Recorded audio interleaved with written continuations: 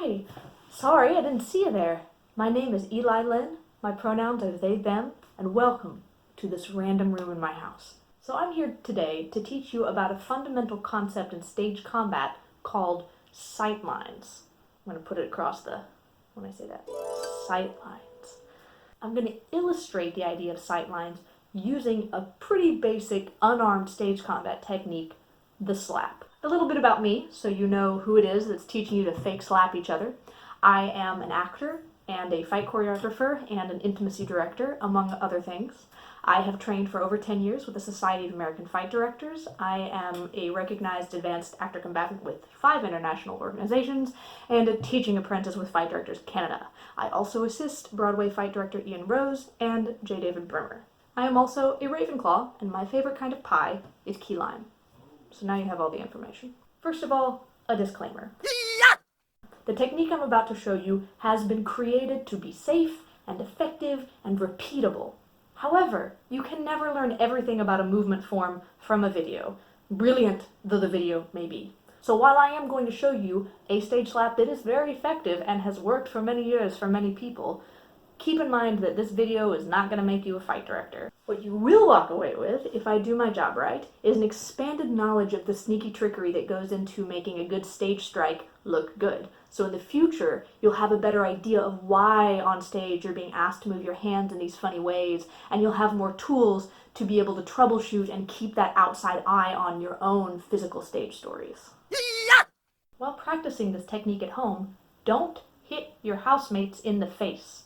If we all descend into a Mad Max-style apocalypse, you're going to want those people on your team. And a good place to start is by not carelessly whopping them in the kisser while practicing make-believe slaps. So we'll get to the smacking in a second. But first I want to explain a couple of things about stage combat. The first one is, stage combat is not real combat. I'm going to repeat that one again. Stage combat is not real combat. This is especially true for unarmed fights. When you're learning any kind of blade work, be it longsword or small sword or knife, it depends on your teacher choreographer, but it's pretty likely that what you are learning is a historical technique that has been modified to make it safe and repeatable for stage. But with unarmed fights on stage, it's like 10% real life technique and 90% illusion. It is really a lot like magic. Except, instead of convincing the audience that you've pulled a scarf out of your ear, you're convincing them that you've been smashed in the face. So how do these illusions work?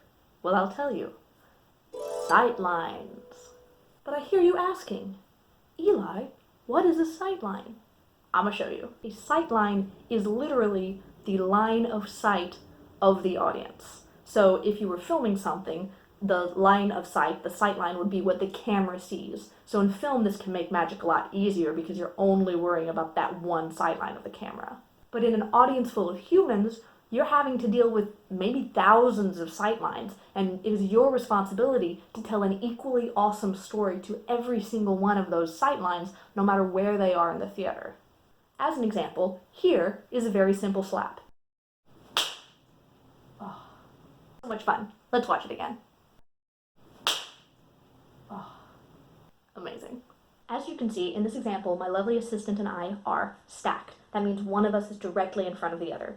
This is an excellent angle for this slap because the audience can't tell how far away from my friend I am. Here's that same slap again, but now you are watching it 90 degrees to the side, so from the wings. I'm fine. See? Potential post-apocalyptic alliance maintained. So how does this illusion work? Let's break the motions down. Step number 1.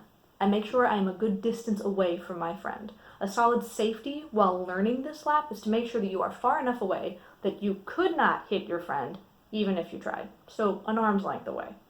Step number 2. Now that we're in the correct distance and the correct orientation, I want to make sure I get eye contact with my friend.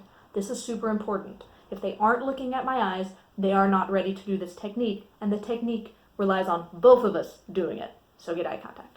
Step number 3. I cue my friend. For this slap, the cue looks like this.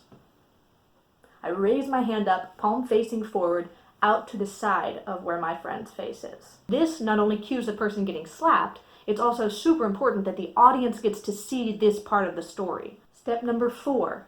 I move my hand in a flat plane across the plane of my friend's face. So it starts on this side of their face, and then it goes to this side of their face.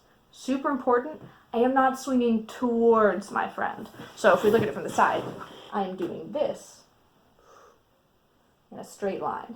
I'm not doing this, yeah?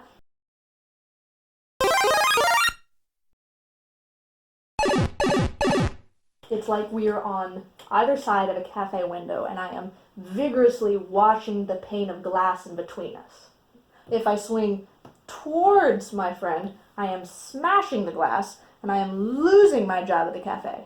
I'm just cleaning it with great vigor, like a weird rom-com. When I am moving my hand, cleaning this window, my hand is never going to go closer than 6 to 8 inches from my friend's face. So like this far away from my friend's face, yeah?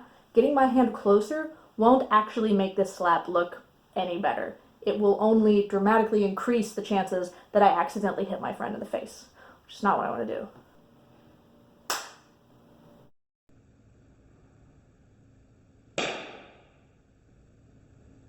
And then we add in the reaction. For this slap, the reaction happens like this.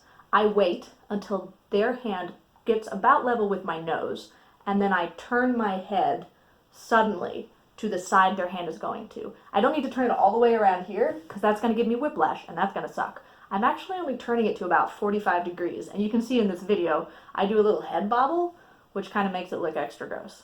But don't give yourself whiplash. Just look over that way. The next thing you want to add in is the nap. That's K-N-A-P, nap. A nap is the simulated sound of contact. So for this slap, the easiest way to make the nap is for the person getting slapped to clap in front of their body right when that hand passes that nose, yeah? They want to do it in front of you so the audience can't see it. And when I do it like I'm giving a really lazy, a really unimpressed clap.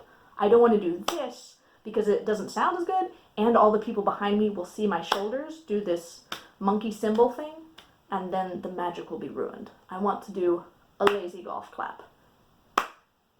Like that. My mother is a beautiful woman!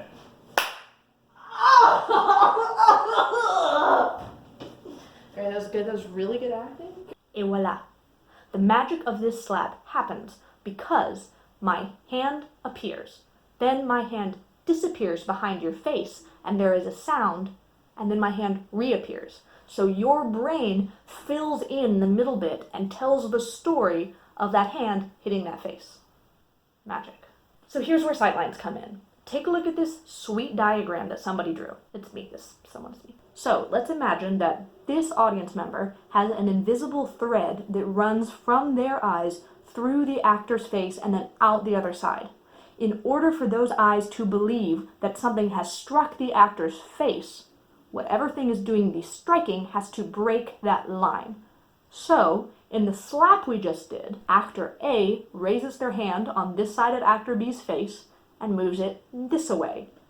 This movement severs this invisible line. This looks super easy, right? Well, what if we add in a whole bunch more audience members? Now we have to think about breaking all of these invisible threads. So if actor A only does a short slap, it still looks awesome for the people sitting here, but all of these people on the edges see the trick. So what do? We have to extend this slap line. That means that instead of doing a slap like this,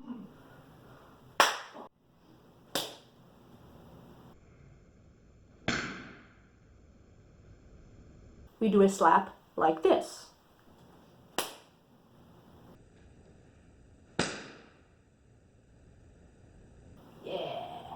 We also have to be careful not to do a curved slap like this, which means we're leaving out the people on the sides again.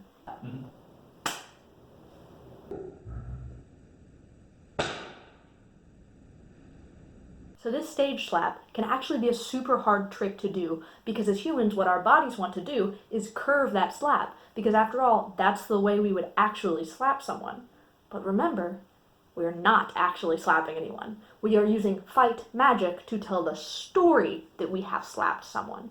So counterintuitive though it may be, this weird window washing movement actually looks more like a slap to the audience than a real slap does. So that's a non-contact slap, and a little bit about the sightline magic that makes it look great. Keep in mind that this technique is for a proscenium house, where the audience is here and the actors are here. If you are doing something for a thrust, or three-quarter, or tennis court, or audience in the round, there are different techniques to help us sell that hit so that we break all the sight lines of all of the people sitting in all of those weird places. There are innumerable slap techniques. I probably know 15, and I probably only know like 10% of the ones that there actually are. There are things called 360 slaps, there are V slaps, we can move our hands, we can move both of the people at the same time, all kinds of magic we can do. So now you know all about sightlines. I hope you enjoyed this video. I hope you learned something. I hope you got a little more interested in stage combat, maybe. And I encourage you to go forth and practice this thing on your housemates, and film it, and put it on the internet for other people to laugh at. But remember, don't hit your friends. This is Eli Lynn, signing off. As a gift for watching this whole movie, here is a brief montage of my roommate and I slapping each other repeatedly. We have ways of making you talk.